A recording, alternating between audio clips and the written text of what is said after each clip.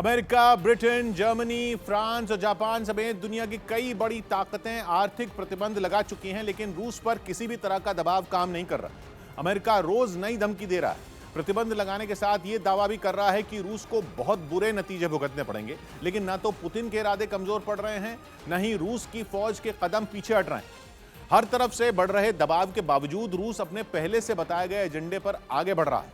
रूस की फौज यूक्रेन की सीमा पर डटी और हमला करने के लिए पूरी तरह तैयार है। पुतिन को इतनी हिम्मत आखिर कहां से मिल रही है जिसके दम पर वो दुनिया की महाशक्तियों के आगे भी झुकने को तैयार नहीं?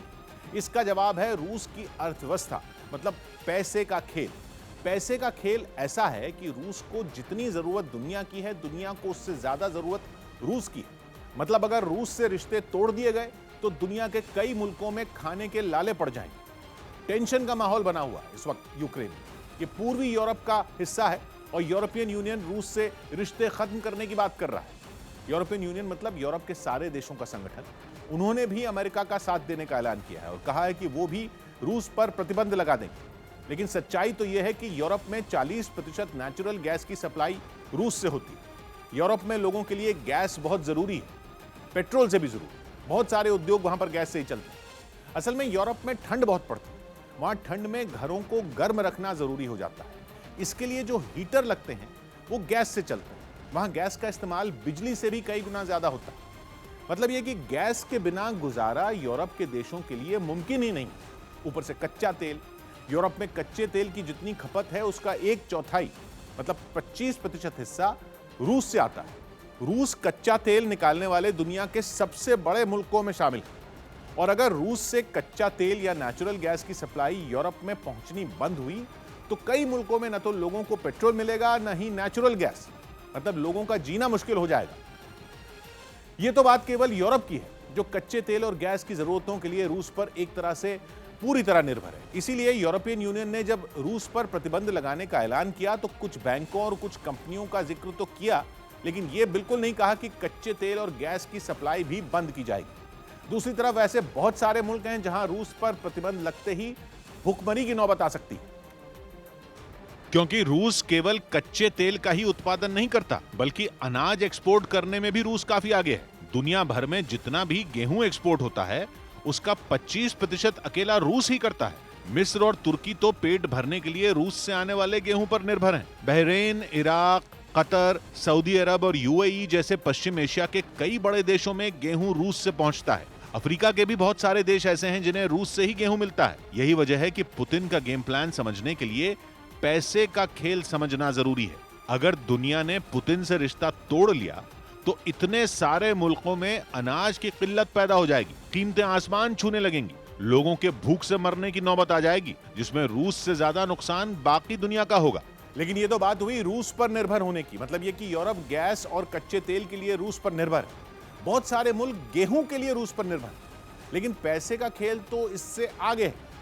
ऐसा खेल जिसमें पुतिन को मात देना मुश्किल ही नहीं, नामुमकिन दिखने लगा, क्योंकि रूस और यूक्रेन में टेंशन बढ़नी जैसे ही शुरू हुई, कच्चा तेल महंगा होना शुरू हो गया। महंगा भी थोड़ा बहुत नहीं, 2 महीने में 1.5 गुना महंगा हो चुका है कच्चा तेल। दिसंबर में कच्चे तेल का भाव अंतर्राष्ट्रीय बाजार में करीब $68 प्रति बैरल था।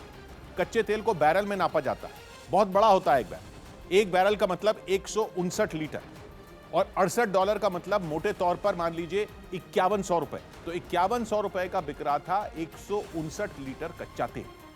यह भाव था कच्चे तेल का दिसंबर में।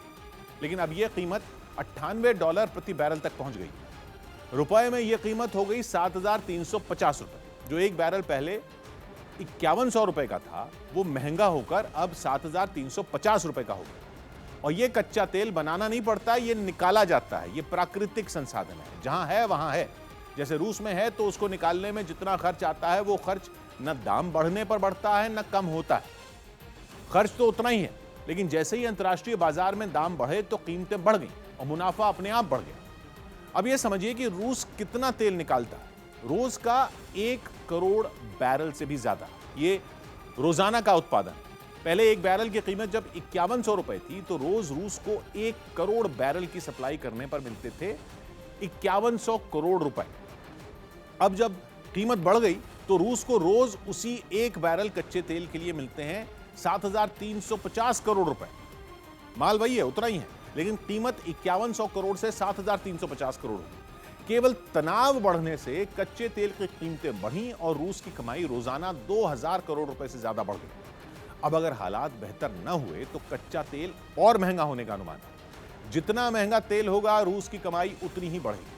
अब ये 2000 करोड़ रोजाना इतनी बड़ी रकम है कि रूस को कोई झटका नहीं लग रहा, बल्कि वो रोजाना और ज्यादा अमीर हो रहा। सेना को यूक्रेन के बॉर्डर पर तैनात करने का पूरा खर्च निकाल रहा है। जितना भी नुकसान कोरोना महामारी के दौरान अर्थव्यवस्था का हुआ होगा, उसकी भरपाई इस दौरान हो जाएगी। मतलब यह कि जिस वक्त दुनिया की महाशक्तियां रूस को प्रतिबंधों से डरा रही हैं, उस वक्त रूस की अर्थव्यवस्था को बूस्टर डोज मिल रहा है।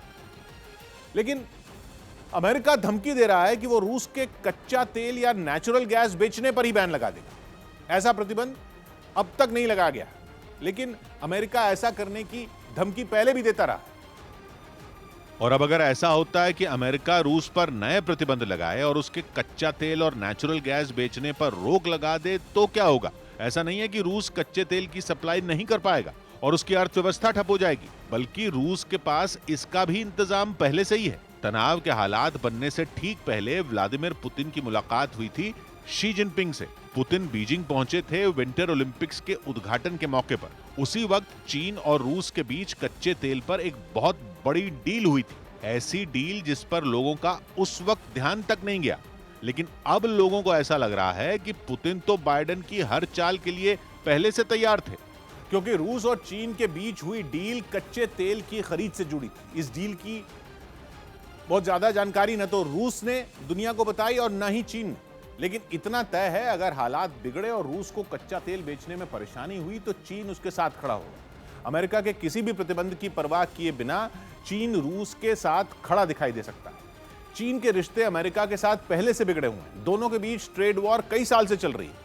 उसका नतीजा यह हो सकता है कि चीन इस मुसीबत के वक्त रूस के साथ खड़ा हो जाए। वैसे जिस तरह के हालात बन रहे हैं, अगर जंग छिड़ गई तो पूरी दुनिया महाशक्तियों की इस लड़ाई में दो धड़ों में बटी दिखाई देगी और उस वक्त अमेरिका के जितने भी दुश्मन हैं वो सब रूस के साथ खड़े दिखाई दे सकते हैं। फिर चाहे उनमें चीन हो, उत्तर कोरिया हो या फिर ईरान हो, ये सभी मुल्क रूस के साथ खड़े दिखाई देंगे। मतलब यह कि अमेरिका के प्रतिबंधों से या दुनिया की किसी भी महाशक्ति का लगाया हुआ आर्थिक प्रतिबंध रूस की सेहत पर ज्यादा असर नहीं डाल पाएगा।